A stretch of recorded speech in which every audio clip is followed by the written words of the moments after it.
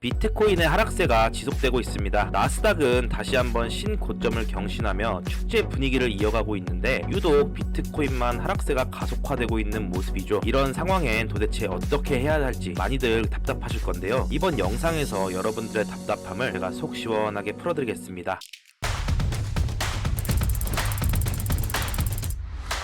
반갑습니다. 차트 작도하는 남자 차도남입니다. 비트코인이 결국 저점을 또 한 번 갱신하면서 5월 저점이었던 56.5K 밑으로 하락을 해버렸는데요. 이 자리는 앞으로의 방향성에 있어서도 정말 중요한 자리였는데요. 우선 현재 관점의 결론부터 먼저 말씀드려보자면 본격적으로 매수를 시작할 타이밍이다. 즉 하락의 끝이 임박했고 큰 상승이 올 것이다 라고 생각하고 있습니다. 그렇지만 아직까지는 조금 더 하락이 나올 수도 있다 라고 보고 있는데요. 저는 하락이 나올수록 조금씩 매수 물량을 모아갈 생각입니다. 제가 왜 이렇게 생각을 하고 있는지, 왜 결국은 비트코인이 큰 상승을 하게 될 수밖에 없는지 그 이유 지금부터 시작하겠습니다. 우선 첫 번째 이유로는 파동에 대한 관점과 강력한 매물대에 의한 분석입니다. 저는 지금 시장을 조정 파동인 플랫형 A, B, C 파동에 C 파동이 진행되고 있다고 보고 있는데 A 파동의 종료 지점이었던 56.5K를 깨고 내려간 이상 이제는 언제 C 파동이 종료가 되더라도 이상할 게 없는 그런 상황이 된 건데, 그럼에도 조금 더 하락이 진행될 수가 있겠다라고 말씀드리는 이유가 지금의 하락이 C 파동 중에서도 5파가 진행 중인 것으로 저는 해석을 하고 있는데 5파에서의 A, B, C 파동이 아직 나오지 않았다는 점, A, B, C 파동이 나온다고 할지라도 이 B파가 3파의 종료 지점이었던 이 구간을 상회하지는 않을 거라는 점, 그리고 강력한 지지대로 작용할 수 있는 매물대가 여기 52K부터 위치하고 있기 때문에 52K까지는 마찬가지로 충분히 하락이 나올 수 있겠고, 강력한 매물대인 만큼 매물대 터치 이후에 지지하는 모습이 나오면서